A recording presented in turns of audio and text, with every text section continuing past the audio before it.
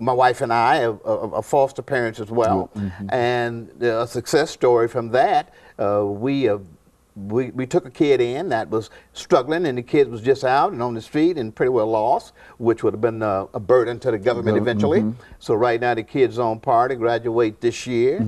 Also, and what we've done, my daughter was in school down at University of Southern Mississippi, and the program which we started back in 2005, was kind of somewhat stifled, because I got to the point that after trying to apply for several grants, and I didn't get any grants, I didn't have any financial contributions coming in, and everything was, all the expenses were on me.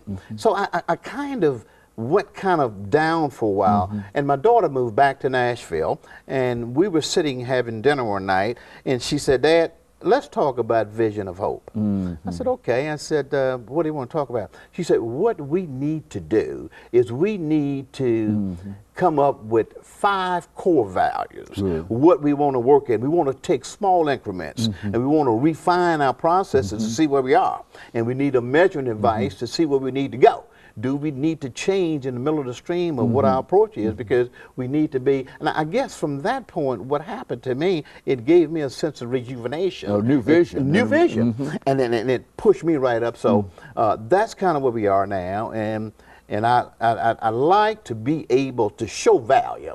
And if I'm not mistaken, dealing in the school system, I read one of their missions. And then one of their missions is to produce productive citizens. See, that's what we need to do and instill within our youth.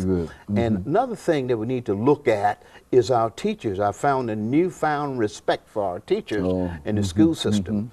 And somehow we're missing the boat, because we look at teachers and we forget about what their job is. Their job is to teach.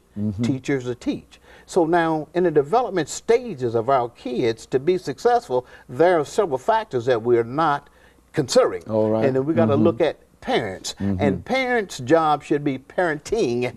And what we're looking for is we're looking at a Walmart concept with our teachers, one-stop shopping. We want our teachers to do everything. We want them to teach, we want them to be mentors, we want them to be disciplined, we want them to do everything, but we got to kind of look at shifting the responsibility to where it really lies. So we're going to need support, and the continuous support, ongoing support for everybody to make sure that we reach the ultimate goal.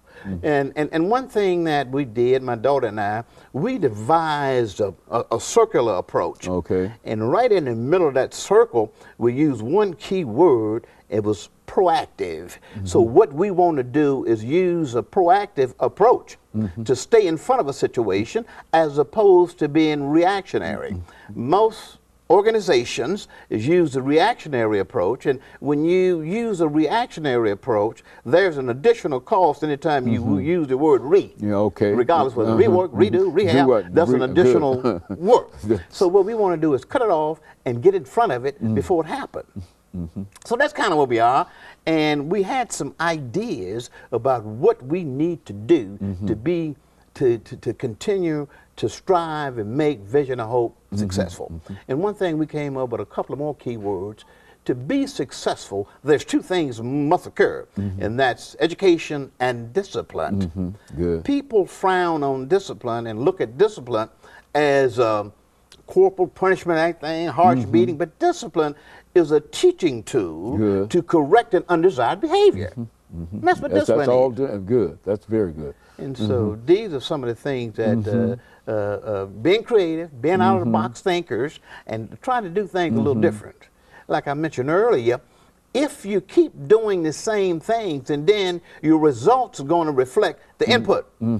So you got to change. You'll get the same thing if the input is the same thing. And I think that's very good. And I think that one of the most important things now is to find that you can find that there are more people that are coming out and being committed to some of the things that you're talking about now. And I think that your vision of hope is the kind of vision that a large number of organizations need, and a lot of them need to be reworked in a real sense. Some of the organizations that I know that are still advertised as organizations helpful, etc., but many of them might have become somewhat stale in terms of their own vision, and I think that they need to be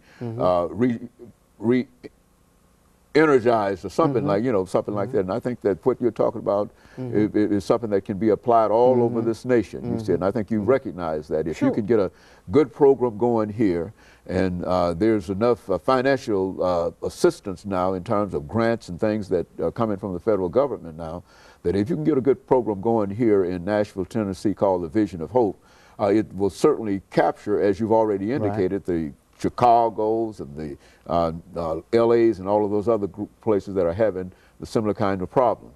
I tell you, Mr. DuBose, we've got about 2 minutes before the end of this show for today. Let's give you an opportunity to have these last 2 minutes for some things that you'd like to say that perhaps you've not had an opportunity to speak to. But one thing I like to say, you know, the reason why we didn't, you know, we came out of the gate in full throttle. We had to kind of backstep due to we were limited as far as financial and as far as our resources. And what we kind of like to do, we kind of like to open it up, and you touched a very dear subject. You got a lot of organizations that's virtually doing the same thing. And what I think these organizations, as well as Vision of Hope, we all need to get together and have some brainstorming sessions and develop a full circle, and everybody, instead of doing the same things, let's specialize in that separate entity that you have the expertise in and close that gap. Because once you got gaps, you leave an opening there for dangerous infiltration, whether it's violence, whether it's crime, or whatever it is. So that's what we need to do, and work collectively as a group.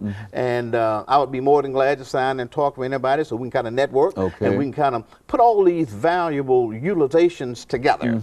And like I said, one key thing is being able to utilize the resources and network. And I think the resources are here, and the networking can be here if we all decide that we want to work it the same way. And of course, we're nearing the last 30 seconds of this show.